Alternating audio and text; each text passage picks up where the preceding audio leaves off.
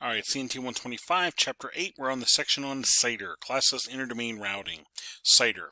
CIDR is a way of arranging network and host information and IP address.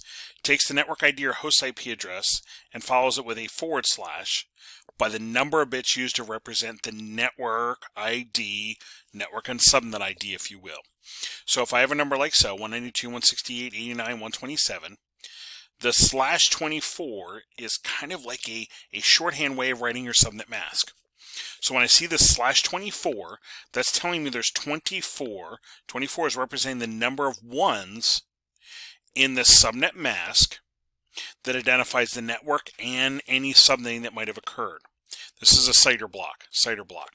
So if I take a look at a couple examples here, remember my class A's, my classes of addresses ABC. So here, if I have a 95, I know it's a class A.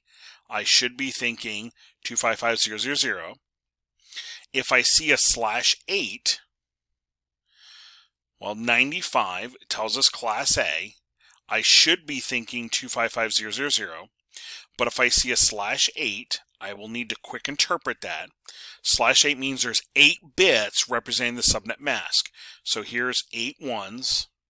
And the remaining bits would be host right there.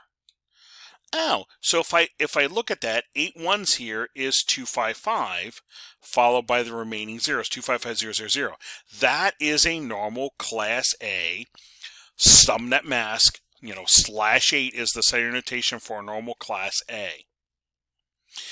If I have this 95.15.32.12 with a /12, what that means is there's 12 bits representing the subnet mask. So here's 8, here's 8 plus 4 more representing the subnet mask. There's the 12.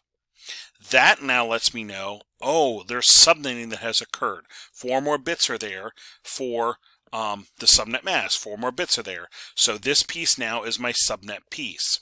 And if I convert that over to binary, this right here is 255. This right here is 240. This octet right here is 240. So I would know, I'm trying to highlight that block right there, just this little block right there. Okay, that is 240. So there's my subnet mask 255.240.0.0. I would know subnetting has occurred. In this case, if I have a 95 with anything bigger than a /8, I know some kind of subnetting has occurred. And I might need to write it out to know how much. But that would at least give me a clue that subnetting has occurred. Let's take a look at class B. A 135 here with a /16. 135 tells us class B. I should be thinking 255.255.0.0. The /16, that means there's 16 bits for the subnet mask. There's 8. There's 8 more. Oh, okay, that's 255.255.0.0. That's the normal subnet mask for class B. That's right. There's 16 bits that represent the subnet mask for class B. So there they are. That is a normal class B subnet mask. If I see a /20, already I know it's bigger than 16, so I know some kind of something has occurred. If I write it out, here is 8 plus 8 is 16 plus 4 more. If that's my subnet mask, if I convert it to decimal, 255.255, there's 255 here, here's 255 here. These 4 ones equal 240. These 4 ones here equal 240. 240.0. That would be my subnet mask if I had a /20 behind this address right here. Let's take a look at one more.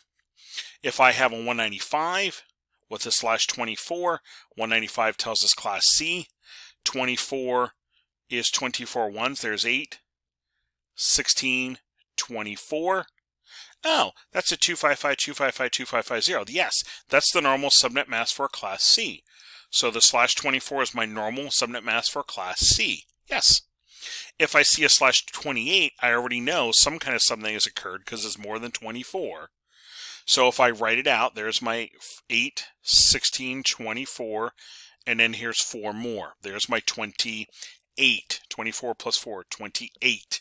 So if I write that out, 255, 255, 255, and again, these 4 ones right here are 240.